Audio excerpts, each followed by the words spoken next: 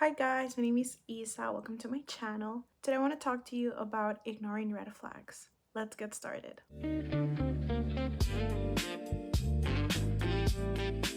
I'm starting a new series on intentional dating where I will dive into habits that don't allow us to date from a healthy or intentional mindset and how we can work on that so that we are more intentional in our relationships.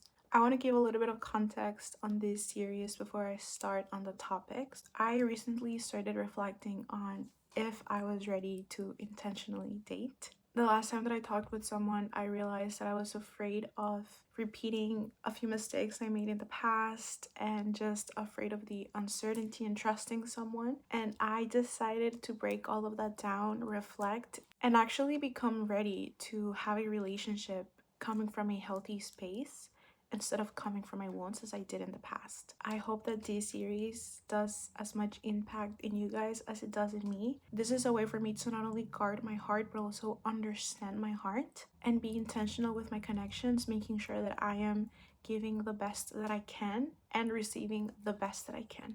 The biggest thing that I was afraid when I thought of starting something new was missing signs. I've had a couple experiences in my past where whenever I reflect, I'm like, how did I not see that? How did I not see all of those red flags, or how was I so comfortable ignoring them? Obviously, I'm scared of making the same mistake, but I realized the person who ignored those red flags is not the same person that I am. So I want to share with you the things that I had to go through and the things that I learned to become this version of myself that does not ignore red flags. The first thing that I realized when I started reflecting on this topic is that there's a very big difference between missing red flags and ignoring red flags. How does ignoring signs or ignoring red flags actually look like? When you keep certain behaviors or certain comments that they made from your friends because you know that they won't like it.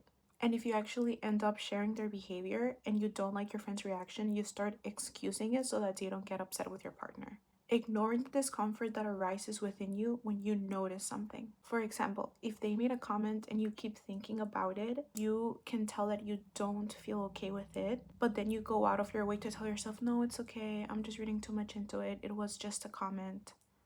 Maybe it wasn't just a comment, maybe your intuition is trying to tell you something. This leads us to the next one. Gaslighting yourself into thinking that it isn't as bad, or you're just reading into it, or you're exaggerating it. Or gaslighting yourself into thinking that that action, that comment, or that behavior is not a reflection of who they are. It's just a one-time thing. It's not a pattern.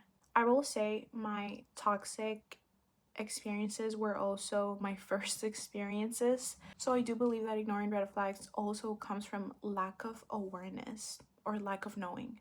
When I reflect on people hurting me in those specific moments, I didn't think that someone could actually hurt me. I didn't think that someone who claimed to care about me and love me would end up doing the opposite of what they promised and just break my heart. I also didn't reflect enough on what I wanted in a relationship, on what I wanted in a partner. And then when I actually got a partner, I didn't reflect on, is this dynamic actually making me happy? Is it making me feel at peace? Do I feel regulated? Or am I constantly dysregulated? And if I am constantly dysregulated, am I okay with it, or why am I okay with it? Another example I can give you would be my ex-boyfriend. I don't think he was a toxic person. I don't think he was a bad person. I would call our relationship far from unhealthy or toxic, but he did lie. And I remember that I didn't take the time to ask myself, am I comfortable dating someone who's constantly lying? Now that I've taken the time to answer that, I can tell you, no, I'm not comfortable dating someone who's constantly lying. I don't want to talk to anyone who's just constantly lying. And if I had taken that time to self-reflect while I was dating him, when I first saw the sign, when I first saw that he was lying, that relationship would have ended sooner and I would have saved myself a lot of heartbreak. That led me to the question, do we ignore signs because we don't know what to look for, or because we don't know what to actually do with those signs? And most of the time, we don't have to overthink it. If we see a sign of disrespect, inconsistency, lack of effort, or misalignment, the clear action is to walk away. But instead of walking away, most of us, what we do is we see that sign as an invitation for us to stay and convince them to behave differently, gaslight ourselves into thinking it's just a one time thing, telling ourselves it's not that bad. I want us to see those signs, those red flags, as warning lights. What you ignore at the start of your relationship or friendship with someone will later be the reason why you guys don't end up working. Those things that you actively ignore are the things that will end up hurting you the most, and the things that you'll end up talking the most in therapy or when you're complaining with your friends. So, just because you ignore them doesn't mean that they don't exist. It just means that you're actively choosing to not see them right now, but you will eventually see them. Because, as I said, they're a warning light. They're warning you of something that's coming, of something worse. If you can't see the warning light, or if you choose to ignore the warning light, believe me, you will see what's coming, whether you want to or not. The moment where I saw the red flags in those dynamics was definitely at the start of the dynamic when I first started talking with this person. The only person that I didn't see it within the first few weeks was my ex-boyfriend. I actually saw it after we reached 4 months of us together. So at that moment, it was harder for me to walk away because I didn't see him as just this person that I'm getting to know. I saw him as my boyfriend, as the guy I was gonna marry. But when I reflect on my other experiences, I saw the signs before I was actually attached, and ignoring those signs is what made it easier for me to attach myself to that person. So, why does that happen? Why do we attach ourselves to someone who we don't know or someone we aren't even bothered to get to know? Ignoring those red flags just tells me that you don't want this person to be themselves, you just want this person to be whoever you want them to be. So, why do we attach ourselves to that person? Why do we attach ourselves to someone that we have to ignore parts of? For me specifically, which I hope you guys don't relate exactly because that's a lot of inner work you have to do, but I do hope that you relate to some extent just so that this video is beneficial for you. For me personally, what I realized was I liked the idea of being with them more than I liked being alone. Not because I liked them, but because I didn't like being alone. At that specific moment, I didn't have the best home life. I felt rejected, abandoned, unloved in my own house. I hadn't had really any romantic experiences, so I also felt rejected in a romantic sense. I spent my whole life feeling alone, even when I was surrounded by people, and I spent my whole life having a negative self concept of myself. So I associated both of them. I thought I had a negative self concept because I was alone. So then, when I actually started talking with someone who was complimenting me, who was giving me their time, who was future bombing me, who was love bombing me, I started to feel different. I no longer saw myself as someone who wasn't pretty because now I had someone who was just like constantly calling me pretty. So now I could think of myself as someone who was pretty. What do you think I like more? Thinking of myself as someone who's not pretty or thinking of myself as someone who's pretty? That just ended up reinforcing the belief that I had, which was I am worthy if people think that I am worthy, or I am whatever people think I am, and they treat me based on what they think. So if they think I'm worthy, they're gonna date me. If they don't think I'm worthy, they're not gonna date me. When the dynamic started becoming a little bit toxic and I started seeing signs that this person wasn't aligned with me or this person wasn't actually a nice person, I started ignoring those signs. Why? Because I wanted them to stay. And as I said, I didn't want them to stay because I liked them or I liked their company. I don't even think I found them physically attractive. So I wanted them to stay just because I didn't want to be alone. And what do you think addressing those red flags looks like? Walking away. Think about it. If this person is actively disrespecting you, do you think addressing them is sitting them down and pointing out how their behavior is hurting you and how they're being disrespectful and how they need to change? You're not dating a 5 year old. I mean, I hope you're not dating a 5 year old. You are dating a person who should be old enough to know if their actions are hurting you without you even telling them. So, addressing a red flag, addressing disrespect should not look like you pointing it out and asking them to change, but rather you walking away from that situation. So, for example, if this person is lying, do you think they're not old enough to know that they shouldn't lie? Do you think you have to sit there and ask them, can you please not lie? It's not good for a relationship. Why don't we date people who already know that? So, addressing the signs most of the time looks like us walking away, which is why most of you ignore the things that you're ignoring in the people that you're talking to. Because you know that addressing those signs means that whatever you have with them or whatever you want to have with them is no longer possible. I'll be completely honest, most of the time I didn't even know I had the option to leave. There was this one time that I went on a date and I didn't like the guy. I didn't like how he was acting. I didn't like his energy. And we were watching a movie and I thought, I would hate to be his girlfriend.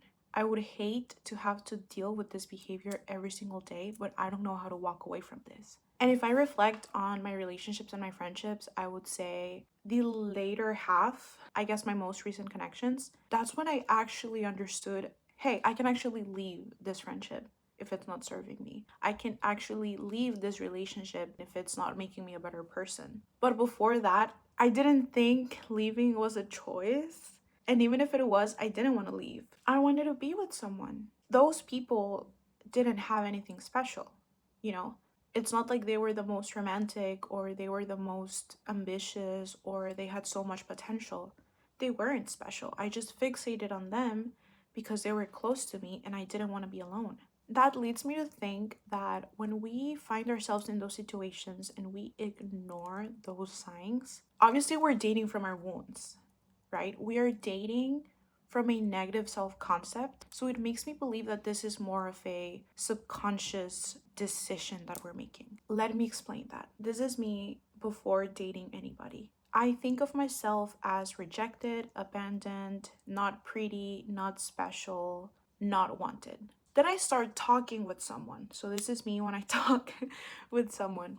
And this person is flirting with me. This person is giving me their time. They're making effort. They're calling me pretty. So then I start thinking, maybe I am pretty. Maybe I am worth the investment. Maybe I am special. And this is the one person in my life that's showing me that. So I don't want this to end because now I'm thinking of myself differently than how I used to think of myself. So leaving this person is going back to who I was before them. I'm going from someone who's wanted and chosen and desired to someone who's rejected, abandoned, and not worth the effort. Why is it so awful? Why do we avoid that? Because then I would maybe have to confront my belief of, is it true that I'm not wanted? Because the one person that was making me feel good no longer wants to be in my life. Does that mean that I'm rejected? A lot of people avoid confronting those beliefs, which is why they keep dating the person who's not serving them. They turn to alcohol, drugs, food, sex. They people please so that they get external validation. Ignoring signs is an attempt to make that dynamic last longer. But I want you to consider something. If you're ignoring signs, if you're ignoring red flags, that by definition already tells me that that person shouldn't be someone that you're dating. So you're technically making the relationship with the one person who's not serving you last longer. This person that may be disrespecting you by how they treat you, how they talk to you, how they talk about you to other people. Have you actually stopped yourself to think why you want that? If this person is clearly disrespecting you to the point where you actually have to ignore their behavior for you to feel okay dating them, why do you want to continue a relationship with that person? And don't tell me it's because you love this person, because most of the time you will start ignoring the red flags before you actually develop feelings for this person. And if you love this person but you're actively ignoring a side of them, you don't actually love them. You love who you think they are, or you love who you want them to be. So why do you want that to last any longer? Because you don't want to be alone. For some reason, dating someone who's disrespecting you seems like a better alternative than being alone. Have you thought about that? Because as I say it right now, it sounds so weird. Like, why would I do that? Why would I accept disrespect instead of just being alone? Which means that I don't have to deal with disrespect. Obviously, we don't think I want to date someone who disrespects me. No. What do we think? We think, I want to date someone who respects me. If I convince them of my worth and I convince them that this relationship is worth something, maybe then they will change their behavior and start treating me differently. If I convince them to treat me differently, it makes more sense for me to stay, which is exactly what I want because I don't want to be alone. On that note, I realized ignoring the signs is not the problem. It's actually just a symptom. The problem is what we think of ourselves. As we are growing up, we learn who we are through what other people think of us, through how our parents treat us, what they say about us, how they talk to us, how they make us feel, as well as what happens in our friendships, what happens with our teachers, with the first people we date. We are like a sponge and we are absorbing everything we receive. That's why most of the things that you believe of yourself are not really things that you are, but things that other people have made you believe. Most of us don't grow up to build a solid self concept, which is why you're going to find people, and you might be one of those yourself. I know that I was once one of them who seek external validation consistently, people please, perform, think too much about what other people think of them, and whenever they want to decipher something about themselves, they look outwards. So, for example, do I think I'm pretty? I don't know. How many people around me think I'm pretty? Because maybe if there's enough people around me who think I'm pretty, I can think I'm pretty. Instead of, yes, I'm pretty. No matter if no one around me thinks I'm pretty, I know that I'm pretty, right? So that's the difference between like external validation and internal validation. If you find yourself in an unhealthy relationship where you're actively ignoring red flags and you're trying to convince this person to treat you differently, you're trying to convince this person by staying, by tolerating, by demonstrating that you're reliable and you're funny and I don't know, you're basically trying to convince them of your worth. You are seeing their disrespect, their lack of effort, their inconsistency as an invitation for you to convince them of your worth. Relationships and friendships are not meant to be a place where you convince the other person of your worth. Why? You shouldn't even be dating someone who doesn't know your worth, who has to be convinced of your worth. Every person you date, every person that you're friends with should already know that you're worth it without you even saying a word. Think about it. If you convince someone of your worth and they start seeing you as someone who's worthy, they will start treating you with respect. And not only that, if this person sees you as worthy, then you can finally allow yourself to see yourself as worthy because now you have proof. Someone who has a positive self concept, someone who has a solid self concept, do you think they will be okay with disrespect? If this is a person who respects themselves, who loves themselves, who know what they deserve and they know that they can get it whenever they want, do you think they will allow themselves to stay in a relationship where someone is actively disrespecting them? No. If you're someone who already respects yourself and you love yourself, why would you accept any less from your friends or the person that you're dating? Let me word it differently in case you didn't understand it. If you feel bad about yourself, you feel bad about how you look like, someone who calls you ugly doesn't really feel that disrespectful. If anything, it just feels like they're telling you the truth because you already feel that way of yourself. So you end up with friends or you end up dating someone who's aligned with what you already think of yourself. Everything they say is aligned with what you believe of yourself, right? So their disrespect doesn't feel as heavy because you are constantly disrespecting yourself. On the other hand, if you love yourself and you think you are gorgeous and then you have someone calling you ugly, you're going to be like, I'm so beautiful. I'm so gorgeous. Why is this person calling me ugly? I don't like how it feels because it's not even true. Why would I continue talking to this person who's going out of their way to make me feel bad about myself when all I do is do things that make me feel good about myself? We don't align. This person will feel the friction and they will most likely do something about the difference. If you feel good about yourself, you will want to be with people who make you feel good about yourself. If you feel bad about yourself, even though you desperately want to be with people who think good of you, you're not going to feel like you deserve it. It's going to be so hard for you to believe, oh, this person actually loves me if you see yourself as someone who's unlovable. So why would someone disrespecting you be alarming if you disrespect yourself consistently? You're already disrespecting yourself by staying in that environment and ignoring those red flags.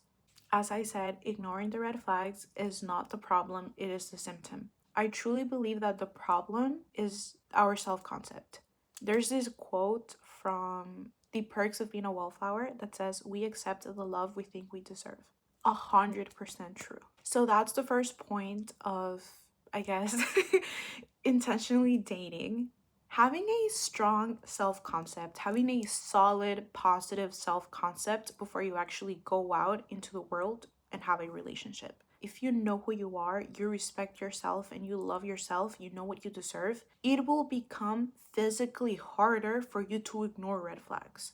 It will literally be physically hard, emotionally hard, mentally hard. You're going to experience a lot of cognitive dissonance with what you deserve and what this person is actually giving you. So it is going to be harder in every possible way for you to keep tolerating disrespect. And I want to read something from my journal just so you know the vibe. If I know who I am, I don't need anybody else to tell me. If I like who I am, I don't need anybody else to like me. If I am secure in myself, I don't need to go out of my way to secure someone else in my life, because that's what we're doing. When we ignore the red flags, when we ignore their disrespect and their behavior, it's a way for us to secure this person into our lives, whatever it takes. So if you are secure in yourself, in who you are, in what you want for yourself and what you deserve, you won't be wasting your time trying to secure someone else in your life. So with the negative self-concept, you ask yourself, what do I have to do to make sure this person stays in my life? When you make that shift into a positive self-concept, that's no longer the question. The question will be, do I even like them?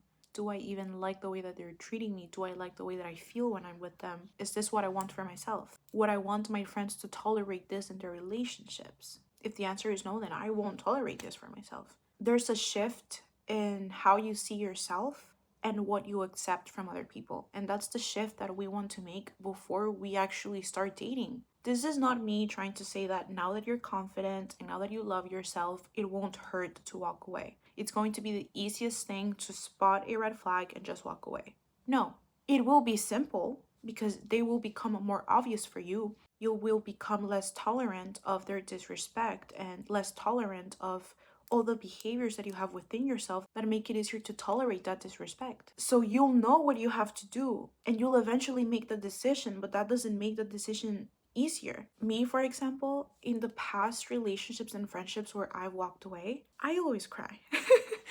I am so emotional, and every time someone comes into my life, I have high hopes, I have high expectations. I'm always expecting the kind heart that I give, the genuine intentions that I give. So when it becomes obvious for me that this person doesn't want to reciprocate my effort, is not able to reciprocate my level of respect, my level of consistency, my level of genuineness, then it becomes obvious for me that this person is not aligned with me. I need to walk away. And I cry while I walk away. I'm crying, I'm praying, I'm journaling, I'm asking God, why did it have to end that way? But I walk away. Because, oh my gosh, I've been in so many experiences that I already know what it means to ignore red flags. This is me talking from experience. I know what happens when you stay in a relationship long enough to the point where the other person leaves you because you don't even have enough awareness or enough willpower to leave, so that the other person has to leave first for that dynamic to actually end. I've had that experience. And every single friendship, every single relationship that has ended has given me enough evidence, I would say, to back up the idea of I will never regret walking away from someone who disrespects me. I always regret staying with someone who disrespects me. I never regret walking away. Even if walking away is painful, I know that staying there is more painful. So it's like you have to choose your pain. Do you want the brief pain of walking away and having to confront things and deal with them as they come? Or do you want to deal with the pain of staying, tolerating disrespect, convincing yourself that you're okay with it, and then this person leaving you, which is always like 10 times better than them actually staying and continuing their disrespect? Anyway, they leave you, so now you're dealing with that pain. And then, in addition to that pain, you also have to deal with how hard it is to forgive yourself for staying. The longer you stay, the harder it will be to forgive yourself for all of that time that you stayed. Walking away, it's not easy, but you have to realize you're not walking away from who you thought you were talking to. You're not walking away from who you wanted them to be. You're walking away from someone who was disrespecting you, someone who wasn't reciprocating your efforts, someone who wasn't being consistent with you. So when you build that self-respect and that positive self-concept, it will become so clear when you have to leave, and you will leave even if it's painful. And I don't want you to feel upset with yourself if it takes you time to leave. Because there are situations where you know you have to leave, you know that this is not good for you, but you're just not ready to take that step. I don't want you to feel bad about yourself because I would rather you leave that situation later than never. And it will become easier with every experience that you have to deal with someone who's disrespecting you, someone who's not consistent with you, and you have to walk away. Every single time it will be easier because you choosing yourself, that builds up. You choosing yourself over and over and over again will make it easier for you to keep choosing yourself over and over and over again. You will never regret choosing yourself. Never. Choosing yourself is the best thing that you can ever do. On the other hand, you will always regret choosing someone else. Now, I am sharing with you the lesson that took me years to learn. Took me lots of trauma, lots of pain, and lots of repeated action for me to actually be confident in my decision of walking away. I don't expect you to immediately learn everything that I'm saying in just one time that you watch this video. That's why you should watch it 10 times. But I do want you to become aware of this. I want you to watch this video, reflect on your own relationships, reflect on where you have ignored signs, reflect on when do you think would have been a good moment for you to walk away. If you are in a situation right now where you realize, oh, I've actually been gaslighting myself into thinking this is a person for me. They're actually not that nice to me. Take your time to reflect. Take your time to answer those questions. Why am I gaslighting myself? Why am I hiding this behavior from my friends? Why am I okay with disrespect? Am I afraid of being alone? Why am I so hesitant on leaving this person? Don't use your experiences to blame yourself and make yourself feel bad because you don't respect yourself or because you were tolerating so much. No, take those experiences and use them to learn. That's what I did, and that's why I'm able to record this video. I mean, don't get me wrong, I did blame myself for so long. It did take me a long time to forgive myself, but I have forgiven myself. It would be different if I made the same mistakes, knowing that they're mistakes right now. But I learned from my mistakes. How can I be upset with myself for that? That's what mistakes are for us to learn. It's trial and error. As long as you're not making the same mistakes, you're growing, right? Also, learn from other people's mistakes, okay? Learn from your own and other people's mistakes. I truly believe that being intentional with dating starts with being intentional with yourself, because once you're intentional with yourself, it makes no sense wasting your time being unintentional in other areas of your life. You deserve to be intentional. You deserve to have a purpose in everything that you do, in the people that have access to you, in the people that you share your life with. I won't go into detail on how to build your self-concept in this video. I will eventually make a video. However, if you don't want to start working on it now, I do have other videos already uploaded. I have one about external validation. I have one about why we lack self-love, how to change our limiting beliefs. Those are a great place to start if you want to be more intentional with what you think of yourself and how you carry yourself with other people. And before I leave, I just want to quickly read the last paragraph of all of that journal entry. I wrote, I want to take a moment to reflect on my journey and thank God for my growth. A few years ago, I was ignoring and missing signs. I was afraid of being alone and what that meant. I now walk away. I'm not even willing to tolerate even a fraction of what I was tolerating before. I have a stronger self-concept and a clear idea of what I want in my partner and in my relationships. I know that even if I feel tempted to stay, I will walk away. Thank you, God. You have redirected me away and saved me from heartbreaks and trauma. I feel really happy that I've grown. This could be you. This could be you writing that journal entry. Just saying. Anyway, that is all I have for you guys today. Thank you so much for watching. I hope that you're as excited for these series as I am. Make sure to check out my channel for more episodes. Before I leave, check out my nails.